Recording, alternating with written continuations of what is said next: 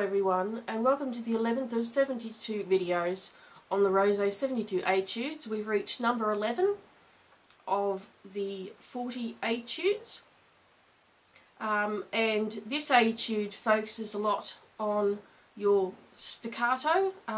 Rips along at a nice little 76 at the dotted crotchet, but for the purposes of this video we'll take it a little bit slower.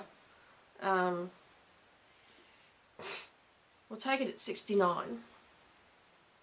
There are a few wide leaps to contend with as well, but it's mainly your staccato. So the best way to practice this is to start really slow. Today, in a practice session earlier, I started at 60, although you can take it a lot slower than that.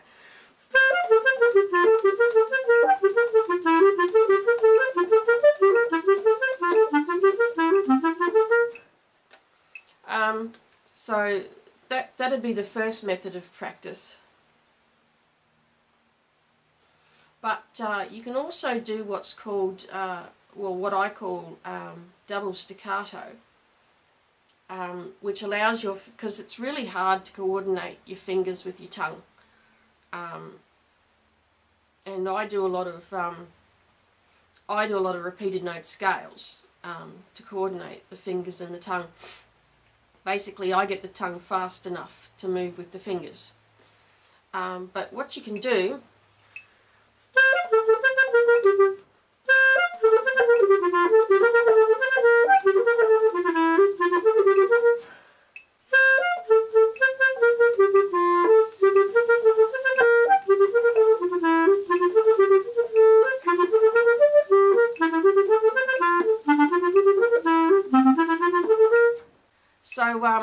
that's one way of practicing it.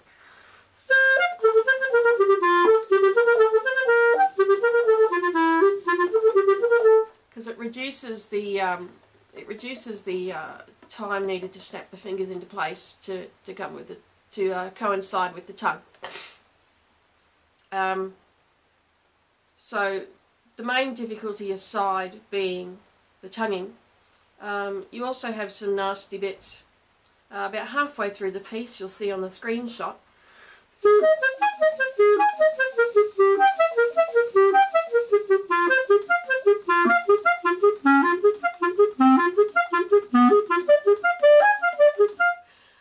your wide leaps.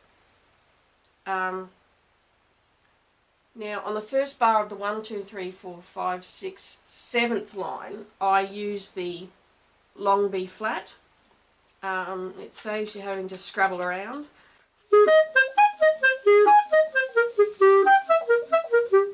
And again, and I've said in several of my videos, emphasise the lower note, so in this case the D and the B flat, so that the upper note comes out easier.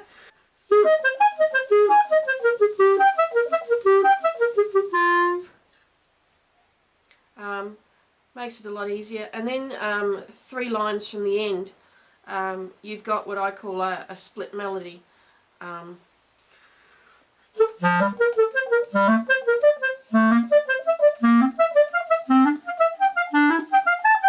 So bring out both lines of the melody. I tend to bring out the lower one because the extra support on the lower notes lets you spring to the upper note.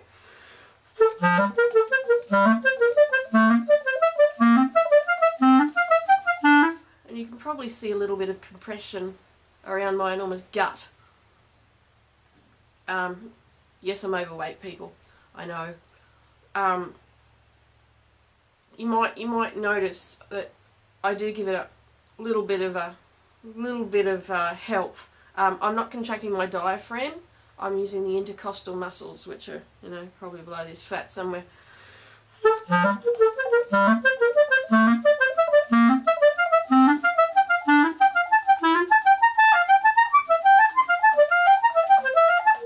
Etc, etc. So let's play through the piece. I will take it slower, so we will take it at 60. That's a good speed, and you can probably play along with it actually. And I'll point out any difficulties.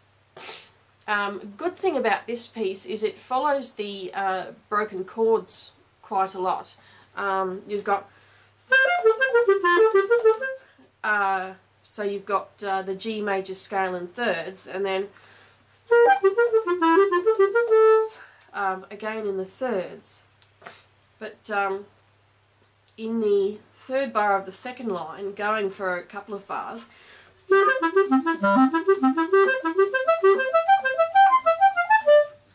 you've got a straight D major arpeggio, and then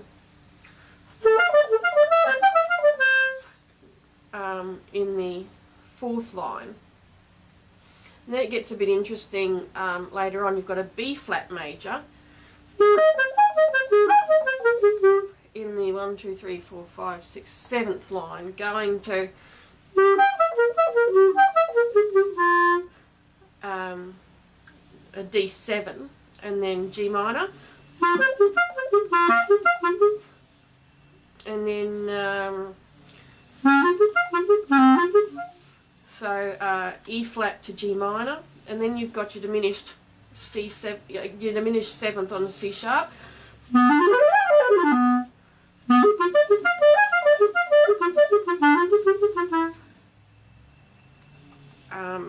so you've got broken chords all the way through. But let's but I'll stop if there's anything that I find is a practice point. And again, for this C to A, sometimes the A has difficulty speaking. So really emphasise the C so that it comes out smoothly.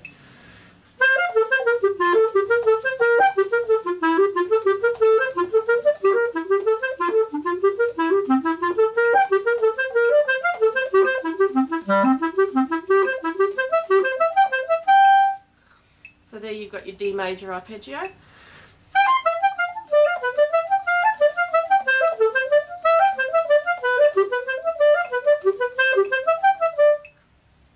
And here, in the third line, bring out again what I call sort of the split melody.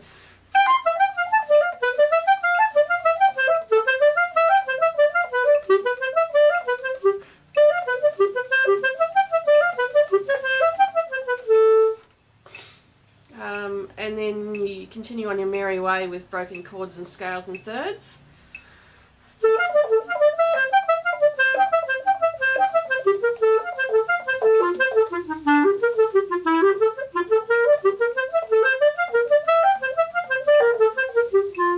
And just here, it's a deliberate breath mark. I'm not able to play the 6 lines without the breath. Maybe I could if I tried, but announce it. So in the bar before, really announce it with a slight rit, just so that you can pick up again, because this next section is a little bit different. You've suddenly gone into the minor. You've got diminished 7ths and minor arpeggios and all sorts of 7ths, because we don't come back to the melody line until three lines from the end. So here, this is a different section. And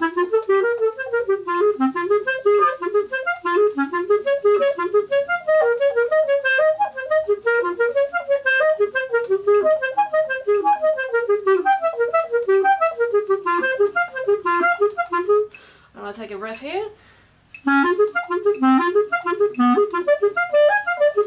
And here, this bar, the last bar of the 7th line,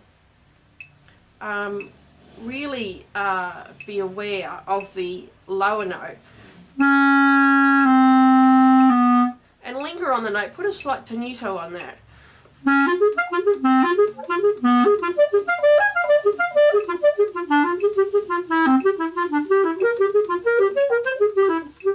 Sorry, I'm losing concentration. So this next section, this section's really sort of cool, but really emphasise the lower notes at the end of the line.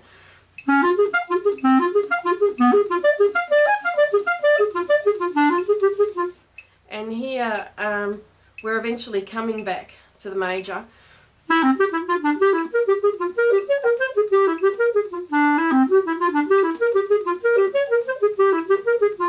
And here we're really starting to announce it with the D7.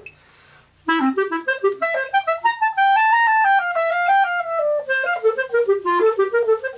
we're back to the beginning here, but we're coming up to this split melody again.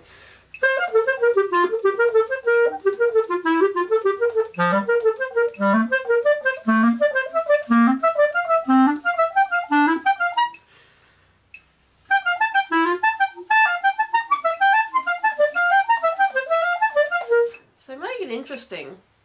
Really emphasize those lower notes.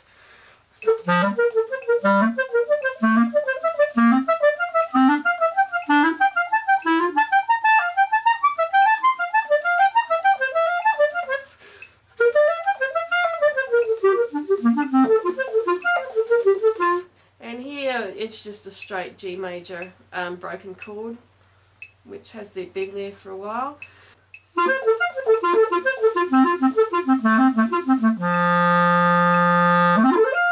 So I had a bit of a brain freeze there, but you get the drift.